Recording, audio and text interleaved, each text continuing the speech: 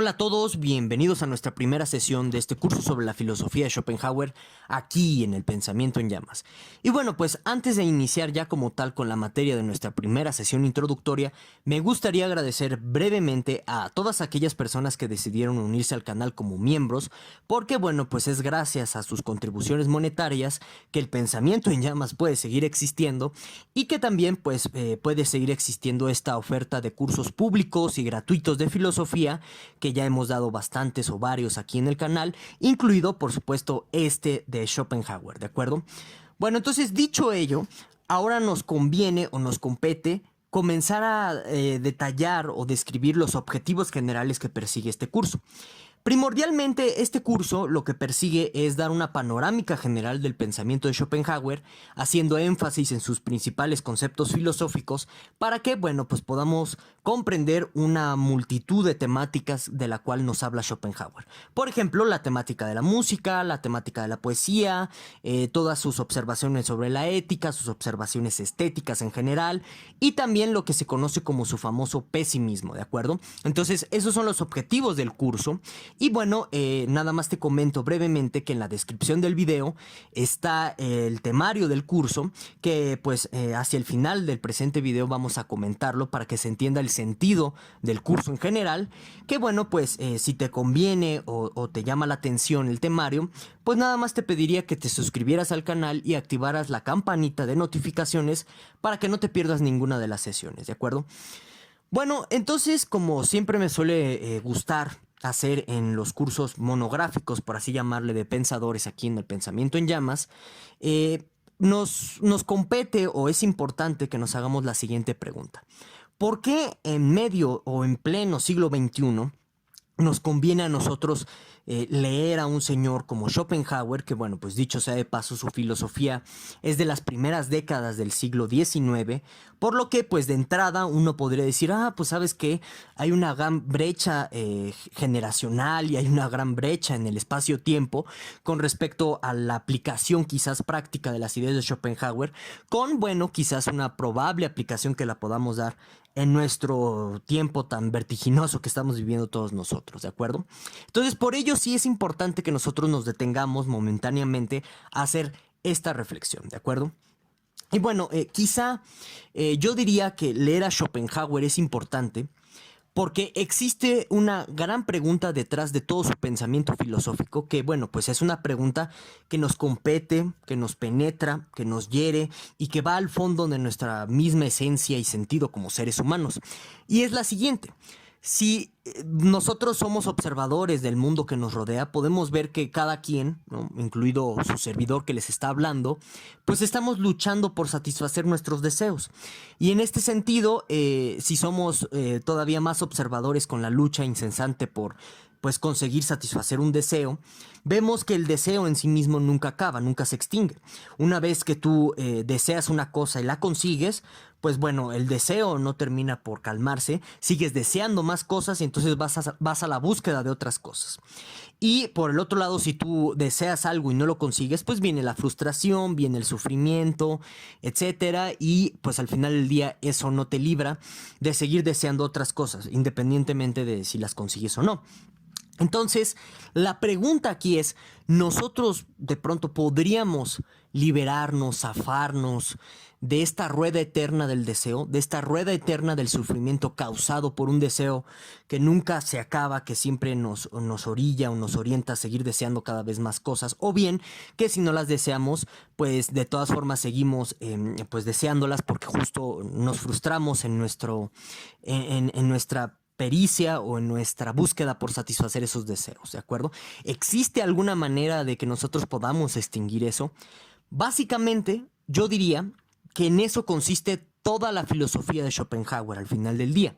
Es una búsqueda constante, es una búsqueda incesante por tratar de satisfacer, o bueno, más bien por tratar de romper este ciclo sin fin de tratar de satisfacer nuestros deseos, ¿de acuerdo? Y entonces, el tema de la voluntad, la explicación que hace Schopenhauer a partir de su metafísica que está en el mundo como representación y voluntad, pues va orientada hacia este sentido, a tratar de dar una respuesta afirmativa o lo más cercana posible, ya lo iremos viendo a lo largo de este curso, sobre la ruptura de esta cadena incesante del deseo sin fin, ¿de acuerdo?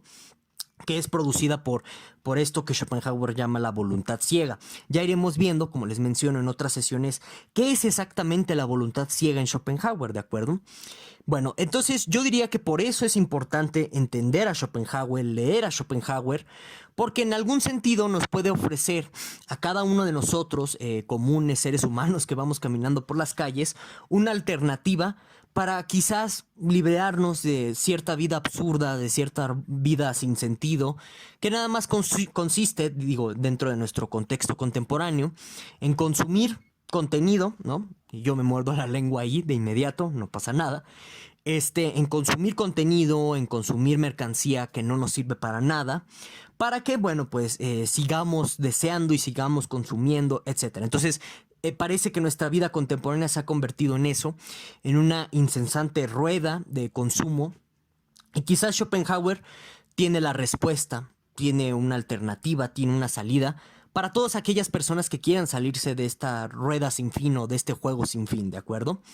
Claro, por supuesto, pues en la historia de la filosofía ya ha habido pues bastantes proponentes en torno a esta renuncia del deseo, en torno a salirnos de esta clase de juegos, pero digamos que la propuesta de Schopenhauer es muy sui generis, tiene una vertiente muy particular hacia la música, hacia lo estético en general, la contemplación estética, que por ejemplo a diferencia de otras filosofías estoicas, sí, en general, pues nada más es la renuncia del deseo por el deseo y se acabó. Y aquí con Schopenhauer no es eso. Vamos a ver en otras sesiones, cuando ya nos acerquemos a su ética, cómo Schopenhauer ve que se puede romper con este ciclo sin fin del desear para volver a desear, etcétera, mediante la contemplación artística, mediante la música, mediante la poesía, mediante la pintura, ¿de acuerdo? Entonces, por eso quizá la propuesta de Schopenhauer a nivel de historia de las ideas es tan sui generis y es tan única en su tipo, ¿de acuerdo?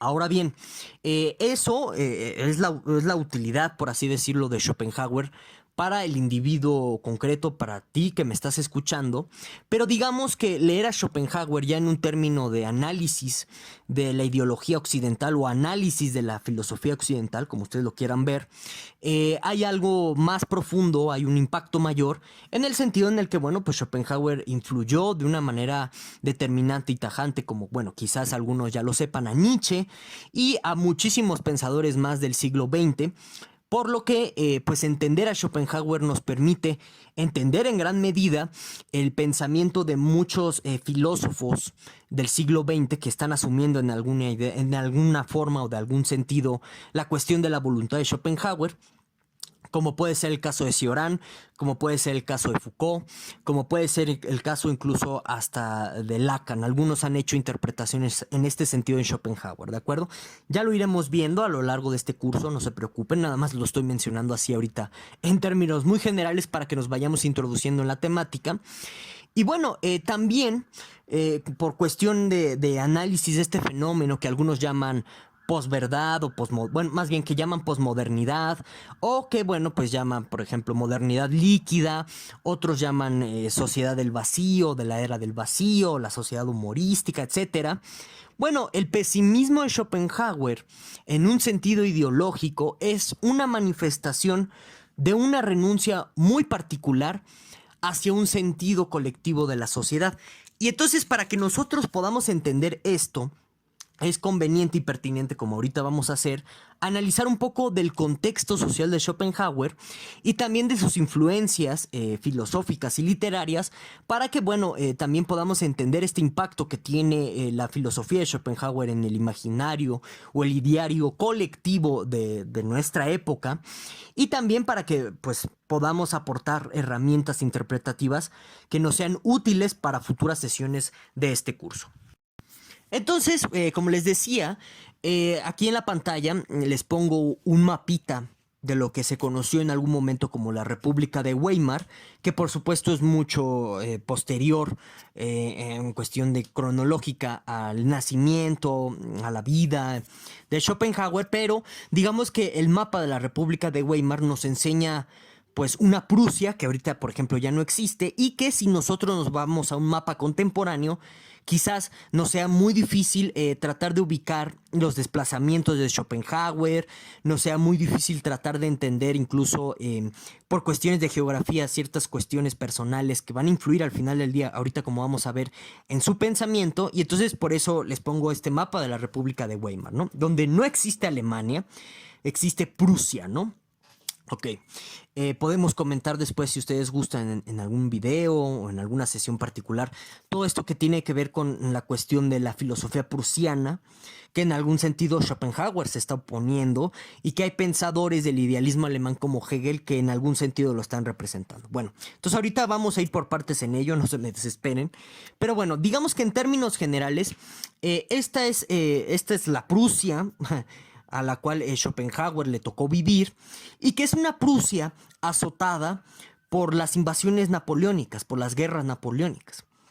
Y bueno, digamos que las guerras napoleónicas va a ocasionar dos resultados en los pensadores prusianos de habla germánica. Por un lado, tienes personas a las cuales se les va a despertar un hipernacionalismo, es decir, la idea de que, ¿sabes qué? No queremos que ser conquistados o ser dominados por los franceses, nosotros somos una noción independiente a ellos. Y entonces esa es una reacción que se despertó, como les digo, de las invasiones napoleónicas, y digamos que muchos filósofos van a ir hacia este carril del nacionalismo filosófico, a este carril de la independencia y la identidad nacional. Ahora bien, por otro lado, va a despertar una reacción contraria, que es el pesimismo, que es la idea de que, ¿sabes qué? Pues al final del día, ¿qué representa Napoleón? Bueno, pues Napoleón es la manifestación de la decadencia de los ideales de la Ilustración francesa. ¿Por qué? Bueno, porque si nosotros checamos la historia de la Revolución Francesa, comenzando en 1789 hasta 1799, pues bueno, son estos mismos ideales de libertad, igualdad y fraternidad que van a llevar a un tirano al poder, a proclamarse emperador. Y estamos hablando en concreto de Napoleón Bonaparte. Entonces, digamos que esto fue un grave choque o un gran golpe para todas aquellas personas de habla germánica que, bueno, pues les interesaba, les llamaba la atención el proyecto de la Ilustración francesa con estos ideales que les menciono. Y justo cuando ven en lo que termina deviniendo, convirtiéndose estos ideales ilustrados, liberales, etcétera, pues viene una enorme desilusión en torno a Napoleón y en torno a cualquier lucha social en general. Y esto es algo muy importante que entenderlo, porque mientras tenemos en el primer resultado la respuesta nacionalista, la respuesta de que, ¿sabes qué? Pues yo no quiero ser invadido por Francia y voy a pelear por la soberanía de mi provincia de habla germánica. Por el otro lado hay personas que dijeron, siguiendo este espíritu pesimista, no vale la pena luchar porque si volvemos a hacer una revolución, si volvemos a hacer una guerra, pues podemos crear otro tirano como Napoleón, podemos poner en el poder a personas que al final del día van en contra de todos los ideales con los cuales, más bien por los cuales nosotros estamos peleando, ¿de acuerdo? Entonces, eso es en términos generales el contexto ideológico, el contexto situacional en el que pues Schopenhauer está naciendo, ¿de acuerdo? Entonces aquí en la pantalla les pongo, como les dije, un mapa de Weimar y ustedes pueden ver pues varios circulitos ahí marcados. Son las diversas ciudades en las que Schopenhauer pasó y anduvo, más o menos si ustedes se pueden dar cuenta son muchas. Anduvo pues vagabundeando, a veces sin su consentimiento porque sus padres lo llevaban a otra provincia, otras por consentimiento propio, y eso nos habla justo también de un joven Schopenhauer que anda errante tratando de buscar algún tipo de identidad, ¿sí? Y esto es algo muy común en muchos de los pensadores de habla germana de esta época. El vagar, el moverse de una ciudad a otra sin rumbo fijo, sin estabilidad. Y entonces, claro, al final del día Schopenhauer se va a establecer en Frankfurt, en Hesse, está marcada por este circulito morado. No nos peleemos ahorita por la pronunciación de los nombres alemanes. Los voy a pronunciar de manera españolizada para agilizar el entendimiento, la comunicación, etcétera, ¿de acuerdo? O sea, no se peleen por eso ahorita. Entonces, también es muy interesante que ustedes vayan observando cada una de las ciudades aquí encerradas en un círculo, porque nos habla de un influjo intelectual diferente, de los cuales Schopenhauer termina bebiendo. Entonces, ¿dónde nace Schopenhauer? Bueno, Schopenhauer nace en una provincia llamada Danzig, ¿no? Está encerrada en este circulito rojo, que si ustedes se dan cuenta, está muy pegado a la parte de Europa del Este, casi llegando ya a Rusia. De hecho, si nosotros siguiéramos más arriba el mapa, vamos a llegar a Königsberg. Entonces es muy interesante ver cómo Schopenhauer nace en una ciudad, primero que nada es portuaria, y como yo ya les he dicho, las ciudades portuarias son ciudades de alto intercambio filosófico porque, bueno, pues se entrecruzan viajeros, se entrecruzan mercados de libros de la época, etcétera. Entonces, en este sentido, Schopenhauer nace en un ambiente muy nutrido intelectualmente, sobre todo por la mamá de Schopenhauer, que ahorita vamos a hablar de ella a profundidad. Pero es importante entender que de ahí viene Schopenhauer, de este ambiente portuario. Su papá es un comerciante, también ahorita vamos a hablar un poquito del papá.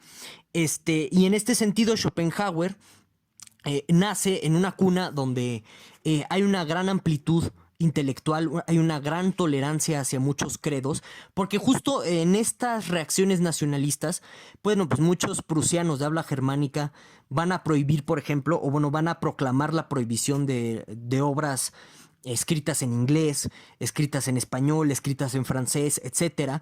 Pero pues los padres de Schopenhauer no fue ese el caso. Gracias a ello, Schopenhauer conoció a pensadores, bueno, a escritores como Shakespeare, a muchos literatos españoles. También pudo conocer la obra de los ilustrados franceses de primera mano.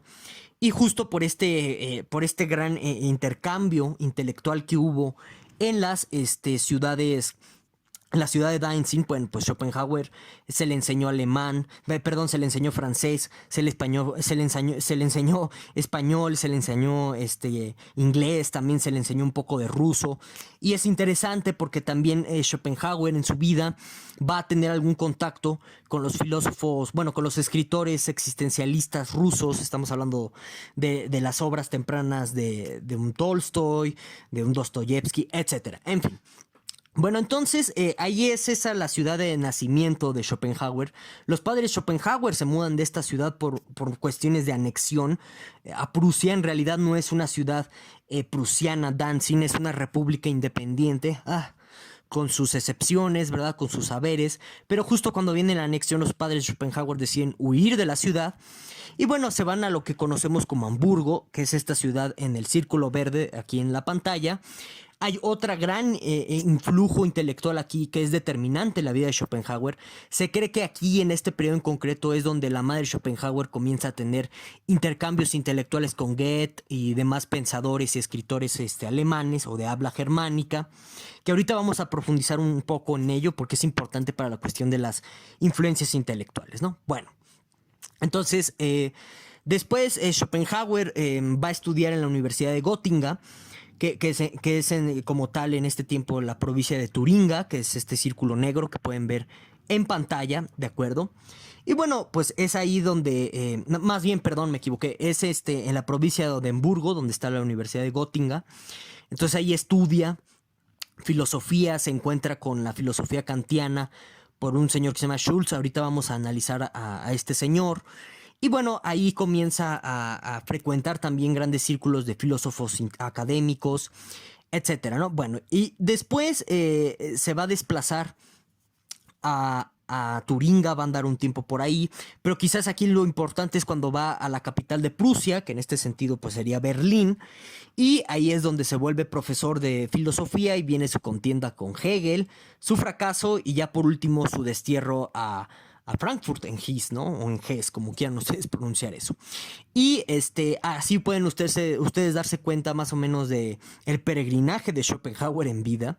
También pueden darse cuenta de cómo al final del día su pensamiento está influenciado por cada una de estas ciudades y hay un sinfín de cuestiones que nosotros podríamos analizar, pero pues lo vamos a cortar aquí para que continuemos con la exposición, pero es importante que de pronto ustedes tengan toda esa panorámica contextual de qué está sucediendo en tiempo de Schopenhauer y también de en qué ciudades estuvo en concreto Schopenhauer, ¿de acuerdo? Y bueno, pues como les decía hace un momento, hay que hablar en algún sentido de los padres de Schopenhauer porque son fundamentales en la cuestión de sus influencias intelectuales. Miren, primero que nada, respecto a la mamá de Schopenhauer, Johanna Schopenhauer, bueno, se ha escrito un sinfín de análisis psicoanalíticos, de corte psicoanalítico, sobre si la mamá de Schopenhauer es el origen de la misoginia de Schopenhauer, sobre si hay otros tipos de interpretaciones o de textos donde se dice o se especula que quizás la mamá de Schopenhauer fue amante de Goethe y es por eso que quizás Schopenhauer odió a la mamá y de ahí su misoginia. En fin, miren, al final del día todas esas cosas a mi consideración son un tanto irrelevantes. Claro que te pueden explicar algunas cuestiones, pero para lo que nos atañe en este curso, que es entender la filosofía de Schopenhauer, quizás del todo no nos competiría meternos demasiado en ese asunto. Hay algo aquí muy importante que decir respecto a los padres de Schopenhauer, que es que, por ejemplo, Heinrich Floris Schopenhauer, que es el padre en concreto, un padre que cuando se casa con Johanna le lleva 20 años de diferencia, casi 20, pues es un comerciante de mundo que justo gracias por esta actitud comerciante del papá de Schopenhauer, que obliga a Arthur Schopenhauer a que sea comerciante, pues bueno, que nuestro Schopenhauer, que nos atañe, tiene una panorámica universal y puede beber de otras fuentes que no necesariamente vienen de la Prusia de su momento, ¿de acuerdo? Y por ello, Schopenhauer en toda su vida va a estar en contra del nacionalismo prusiano que se estaba desenvolviendo en esta época. Bueno, nada más es un dato curioso que se los menciono. Arthur Schopenhauer se llama así, se llama Arthur porque Heinrich sentía una idolatría, por así decirlo, hacia los ingleses y entonces de ahí viene el nombre Arthur, ¿no? Por esta influencia inglesa, por esta gran admiración, ¿no? Bueno, nada más este es un pequeño detalle que a lo mejor puede ser irrelevante, pero nos habla de todo este espíritu de admiración inglesa que tiene el padre. Bueno, el padre muere ciertamente.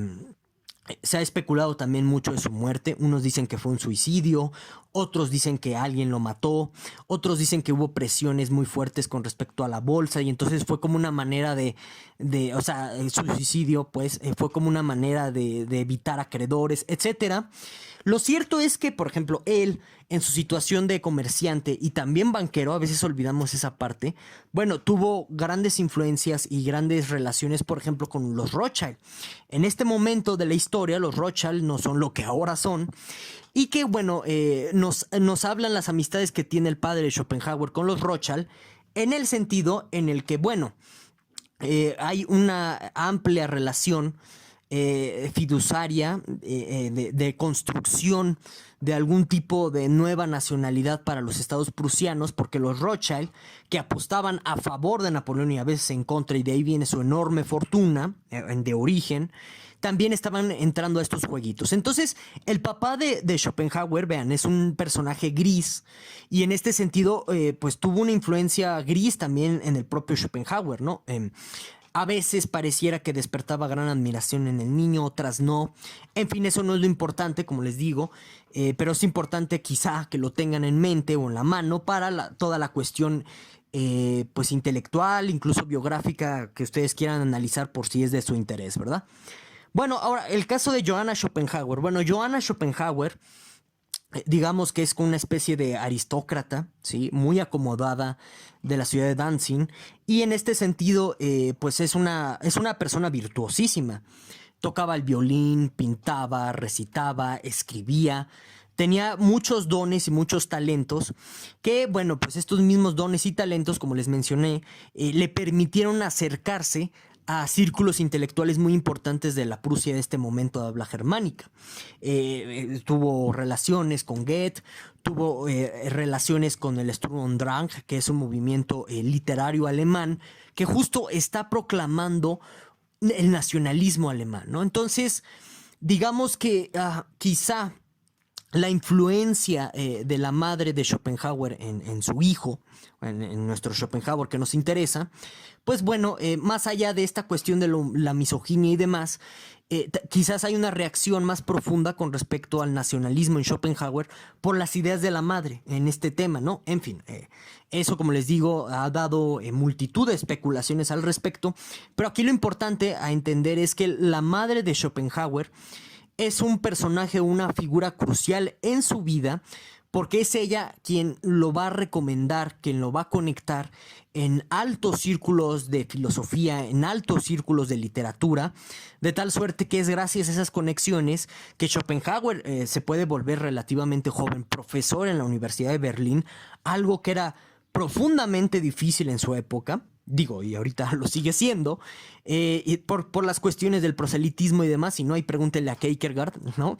Que pues en realidad nunca pudo acceder como tal a una plaza universitaria importante.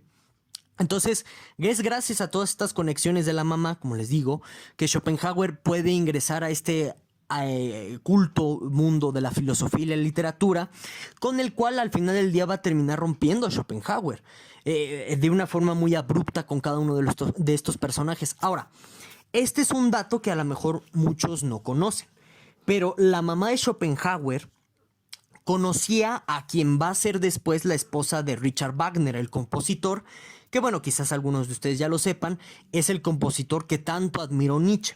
Entonces vean cómo dentro de todo este círculo de influencias intelectuales, de personajes que rodeaban a Johanna Schopenhauer, encontramos influencias hacia el futuro de la filosofía. Por ejemplo, esta influencia tan particular con Wagner, que pues al final del día Nietzsche, ustedes pueden darse cuenta ya desde aquí, no solamente va a leer directamente a Schopenhauer, sino que también va a recibir anécdotas de la personalidad, del carácter del mismo Schopenhauer en boca de la esposa de Wagner, ¿de acuerdo? Porque lo conoció al hijo de su amiga Johanna Schopenhauer, ¿de acuerdo? Entonces, es una figura que deberíamos seguir investigando para que nosotros viéramos todo este círculo de intelectuales que al final del día terminó rodeando a Schopenhauer y que nos dice algo muy fundamental. Y ya con esto cierro y paso a las influencias intelectuales en concreto de Schopenhauer. Nos dice algo muy importante y que es algo que de pronto nos hemos cargado en el imaginario colectivamente sin tener un fundamento sólido al final del día. Schopenhauer en vida fue premiado por la Academia de las Ciencias. Schopenhauer en vida fue leído y admirado por los pensadores intelectuales más importantes de su época. Sin embargo, se dice que no era muy conocido ni era muy leído.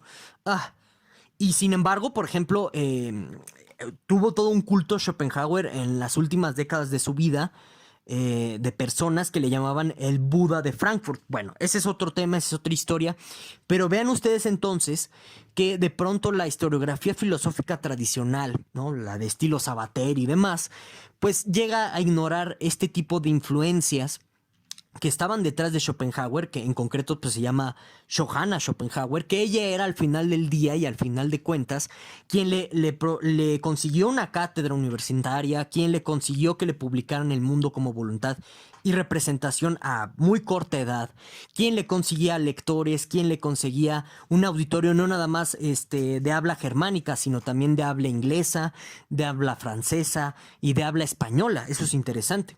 Entonces, por eso les digo, sí sería interesante para aquellos que así gusten y prefieren analizar más la figura de Johanna Schopenhauer, perdón. Ahora bien, justo como les comentaba, pues es gracias a este círculo de intelectuales que rodea a la madre de Schopenhauer, que bueno, pues Schopenhauer va a tener contacto con Goethe. Y entonces, esta es una de las primeras influencias radicales que van a cambiar la visión del mundo en Schopenhauer, que de pronto no se estudia ni se entiende muy bien. Ya después, a lo largo del presente curso, pues va a seguir surgiendo esta influencia por la que pues la tendremos que retomar a mayor detalle, ¿verdad? Pero así en términos generales, para aquellos que no han leído el Getter de Goethe, que ahí es donde quizás se muestra de una manera más patente, hay un sentimiento trágico de la vida en las obras de Goethe que consiste, en pocas palabras, en la idea de que, ¿sabes qué? pues el mundo es algo que tú no controlas y que siempre se va a dar de tope, siempre va a pegarse contra ti y tus deseos, por lo que pues vas a vivir en eterna tragedia, de tal suerte que en alguna medida, en algún sentido, y esto es lo que sugiere el Getter por cómo termina el personaje, el suicidio es la única solución a el problema del individuo contra el mundo, el individuo contra su sociedad y cómo esta sociedad le va poniendo obstáculos a su voluntad. El suicidio es el único escape. Y es por eso que en el movimiento Sturm und Drang se endiosó demasiado la idea del suicidio. Y justo curiosamente, Schopenhauer va a recibir una influencia de este sentido trágico de la vida que está patente en su pesimismo, pero él jamás va a ver como una vía viable al suicidio, va a romper con esa idea y es muy interesante observar eso. Entonces digamos que la influencia que recibió Schopenhauer de Goethe es una influencia reaccionaria, porque justo pues Schopenhauer no va a creer que el suicidio sea una solución al problema de la voluntad. Eso es algo muy importante entenderlo y tenerlo en consideración, esta influencia de Goethe en Schopenhauer, ¿de acuerdo? Ahora bien, hay otra influencia muy importante y determinante en la vida de Schopenhauer, en especial cuando él estaba estudiando en Gotinga, que es la influencia de Schul. Schul, como quieran pronunciar el apellido en alemán, insisto, no nos vamos a meter en esas consideraciones porque es perder el tiempo en realidad. Schul es un profesor de filosofía, el cual lo va a introducir en concreto a la filosofía de Kant, a la de Platón y Spinoza. Ahora, ojo aquí con Schul porque Schul es un admirador de Fichte, es un admirador de Schelling, no tanto de Hegel, y entonces algunos piensan que quizás el choque contra Hegel viene por su profesor de filosofía, es decir, lo influyó o lo dogmatizó, como quieran verlo de cierta forma. Ahora, ciertamente pues es un video, cada uno en sí mismo, hablar de la influencia de Kant en Schopenhauer, de Platón en Schopenhauer y de Spinoza en Schopenhauer, ¿de acuerdo? Y que en algún sentido lo vamos a ver en otras sesiones, ¿sí? Pero aquí digamos en términos generales que la manera en que las enseñanzas del Schul sobre estos tres pensadores influyó en Schopenhauer de la siguiente manera. Si ustedes se dan cuenta, hay algo en común entre Kant, Platón y Spinoza, y es la idea de que el mundo sensible, material concreto que nos rodea, es ilusorio. El mundo real es más complejo, oculta algo que puede ser inmaterial, algo que puede ser un producto de nuestras categorías trascendentales, eso sería Kant, o que pues simplemente puede ser una sustancia panteítica, ¿no? Al estilo de Spinoza. Entonces, digamos que la influencia primordial que otorgó a Schopenhauer, Kant, Platón y Spinoza fue la cuestión o el tema de que nuestra realidad es un velo que encubre algo más profundo, ¿de acuerdo?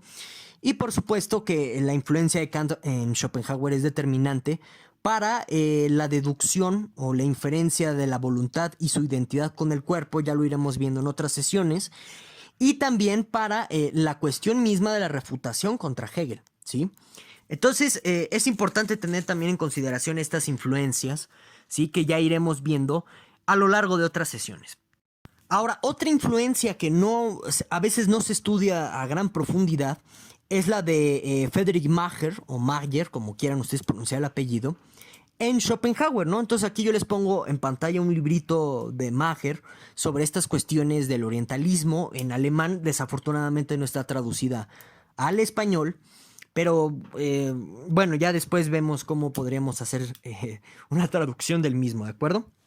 Hay que checar si está en inglés, no lo he checado, después les comento si sí está en inglés la obra de Mayer. Bueno, regresando al tema, Mayer es un personaje del círculo de intelectuales que rodeaban a Johann Schopenhauer, que justo lo va a introducir al tema del orientalismo. Y aquí hay muchas consideraciones importantes a hacer.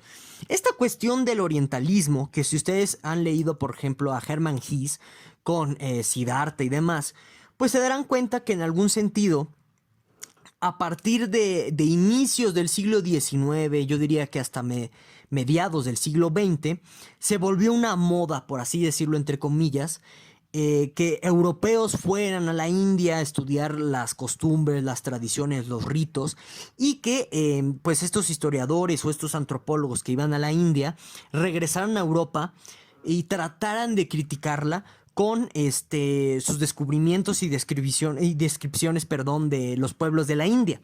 Entonces, de esta forma, digamos que Schopenhauer en muchas formas y en muchos sentidos sí fue víctima en vida de esta modita del orientalismo, ¿no? De tratar de ensalzar la cultura oriental, sobre todo la cultura hindú, para criticar a la cultura europea occidental. Pero independientemente de qué tan, dogmatizado o qué tanto se tragó este tipo de propagandas orientalistas, pues es definitiva la influencia que tuvo pues algunos conceptos hindúes como el de Maya, como el de Nirvana para su propia filosofía, que ya iremos profundizando en otras sesiones, ¿de acuerdo?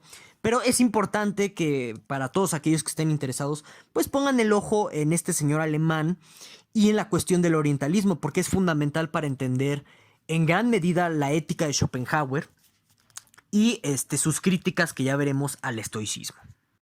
Ahora, por supuesto que la controversia que tiene Schopenhauer con Hegel, bueno, pues no es en sentido estricto un punto de influencia, en el sentido en el que Hegel haya influido en las ideas de Schopenhauer en alguna forma.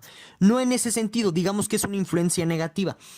¿En qué sentido hablo de influencias negativas? O sea, una influencia negativa es cuando, a partir de la crítica de un pensador o de un escritor, etcétera, otro pensador u otro filósofo forja una forma de pensar. Entonces, en este sentido, se dice que es una influencia negativa, ¿de acuerdo? Entonces, en el caso de Schopenhauer y Hegel, hay una influencia negativa de Hegel en Schopenhauer porque, como ya lo revisaremos en su oportuno tiempo, en el mundo como voluntad y representación, está presente a todo lo que da la crítica que hace Schopenhauer a Hegel, sobre todo en esto que se conoce como el idealismo alemán, que ya les he comentado en muchas ocasiones que es problemático, es objeto de muchos debates tratar de definir qué es esto del idealismo alemán, pero pues digamos que en pocas palabras, una de las grandes tesis o una de las grandes premisas del idealismo alemán, que como les digo, es objetable y es debatible, consiste en decir que solamente existe el mundo dentro de la representación, es decir, que no existe un mundo real más allá de nuestra subjetividad, más allá de qué representemos, etcétera. Y entonces, las críticas de Schopenhauer a Hegel van ahí en el sentido de, ¿sabes qué? Te equivocaste, leíste mal a Kant. Y justo Schopenhauer justifica mucho de su crítica a Hegel en su tesis de doctorado del cuádruple principio de razón suficiente, que también lo checaremos en este curso, ¿de acuerdo?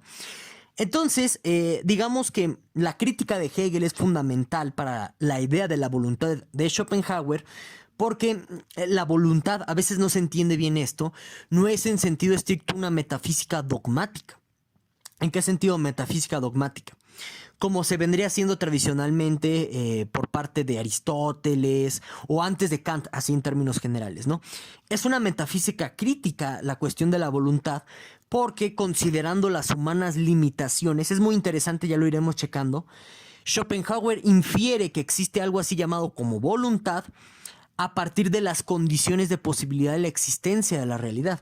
Entonces, en este sentido, la voluntad de Schopenhauer es bastante kantiana, se llega a ella por medios kantianos, y en este sentido, a partir de esos medios kantianos que utiliza Schopenhauer, bueno, pues están al final del día muy rebustecidos o muy fuertes o muy anchos, gracias a la crítica que realizó a Hegel en su momento.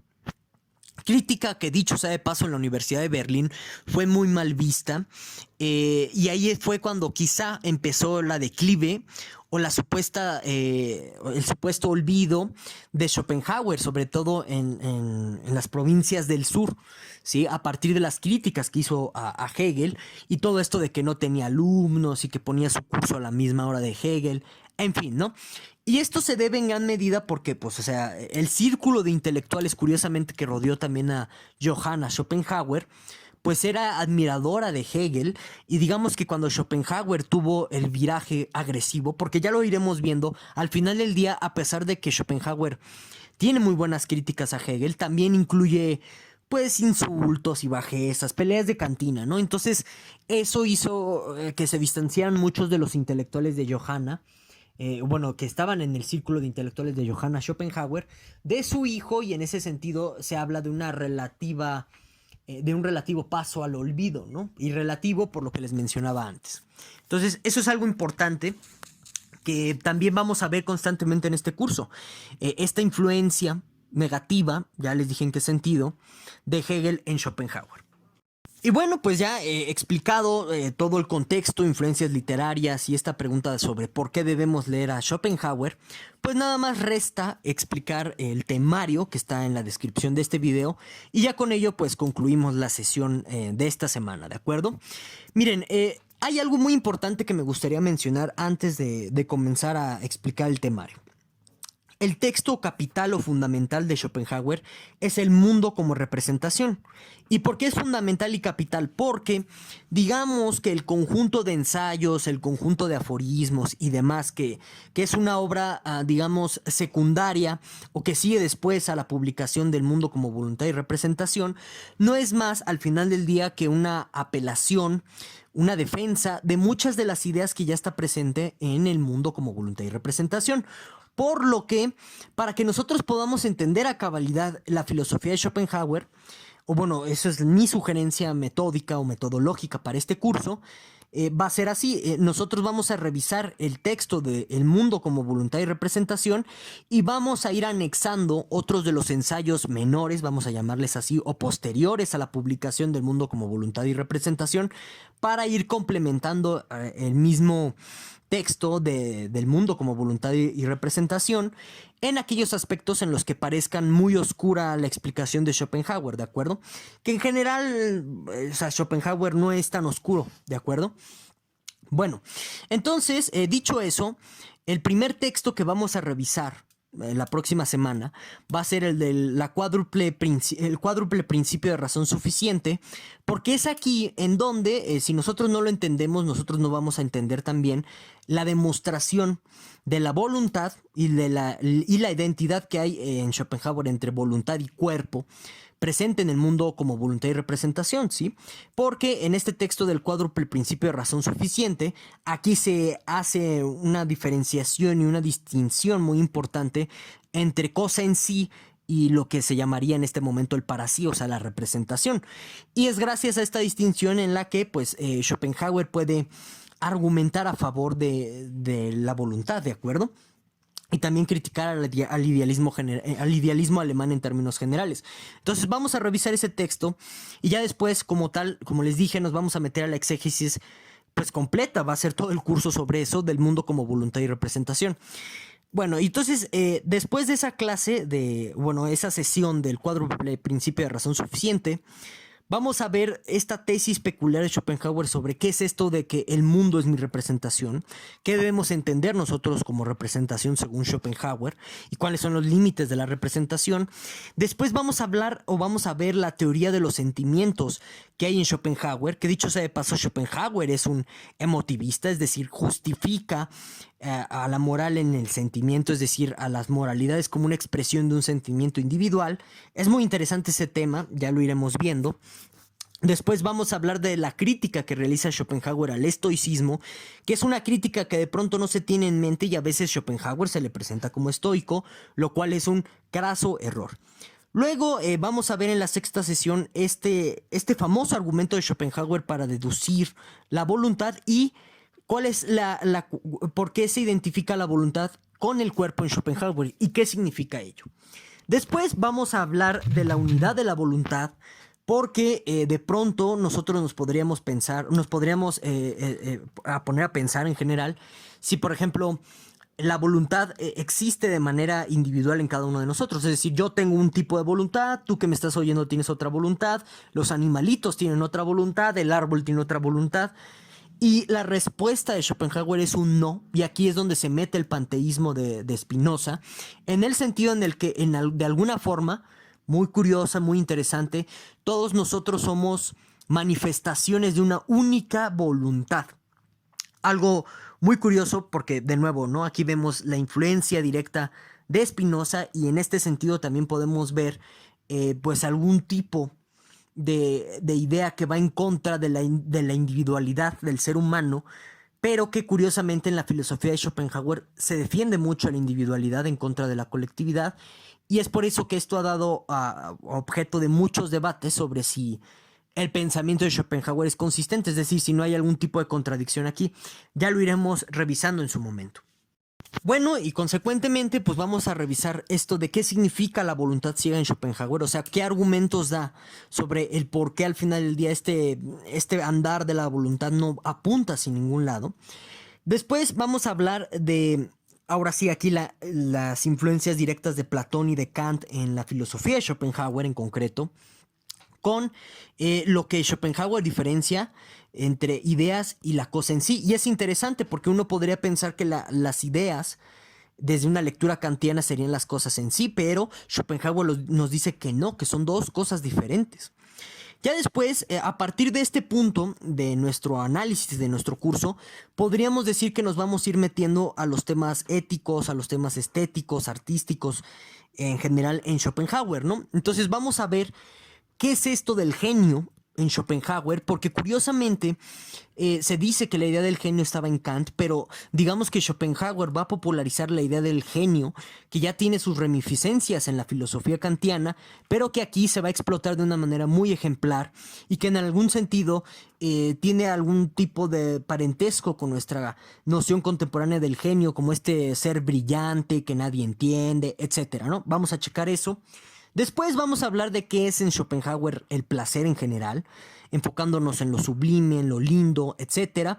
Y a partir de ahí nosotros ya después vamos a poder entender las formas del placer estético en Schopenhauer que vendrían a derivar en el placer poético o en el placer de la poesía, en el placer de la música, etc.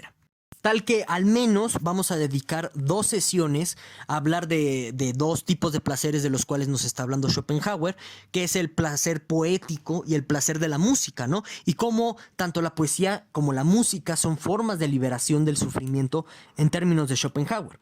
Después vamos a hablar de la voluntad de vivir, que no es lo mismo que la voluntad a secas en Schopenhauer. Hay que revisar qué es eso. Luego vamos a hablar de la idea la idea de la ética ascética más no estoica de Schopenhauer, sobre que el dolor es evitable, ¿no? ¿Por qué Schopenhauer cree que es evitable? Viendo que, bueno, pues la voluntad, según como la pinta Schopenhauer, puede ser tan determinante en muchos sentidos. Después vamos a ver la cuestión de cómo nosotros podemos consolar a la voluntad en el arte. Luego vamos a ver el tema de la afirmación de la voluntad, que es el argumento de Schopenhauer en contra del suicidio.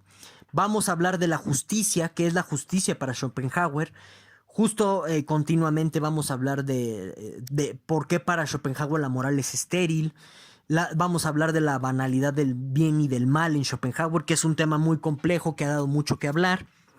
Seguidamente vamos a hablar como tal otra vez de la negación de la voluntad de vivir, o sea, vamos a ver la explicación que da Schopenhauer, ya una vez dando el argumento en contra, un argumento ético muy particular que revisaremos en su momento. Vamos a ver la explicación que da Schopenhauer al tema del suicidio, que en filosofía ha dado muchos tipos de explicaciones diferentes. Por último, pues ya como tal vamos a dar la conclusión general de la eudaimonía schopenhaueriana, que en pocas palabras consiste en una ética para llegar a la felicidad mediante el ascetismo. Vamos a ver en qué consiste eso. Y ya por último, pues cerraremos nuestro curso con el análisis de diversas críticas que se le han hecho a Schopenhauer, de las primordiales, de las que yo considero primordiales, ¿verdad? Para que nosotros cerremos dialécticamente el curso, es decir, considerando el otro lado de la moneda para que no terminemos haciendo propaganda de Schopenhauer. Bien. Y ya pues para finalizar esta primera sesión, nada más te dejo aquí en pantalla pues 2 libros que de forma general te podrían servir para que tú te fueras introduciendo a los diversos temas en Schopenhauer, y que pues en algún sentido van a ser libros guía o que van a ser libros parámetro o parangón, como ustedes quieran verlos, del presente curso. Y bueno, sin más, pues muchísimas gracias por escuchar y por ver. Espero que te llame la atención el curso y decidas quedarte. Sin más, nos vemos hasta la próxima semana.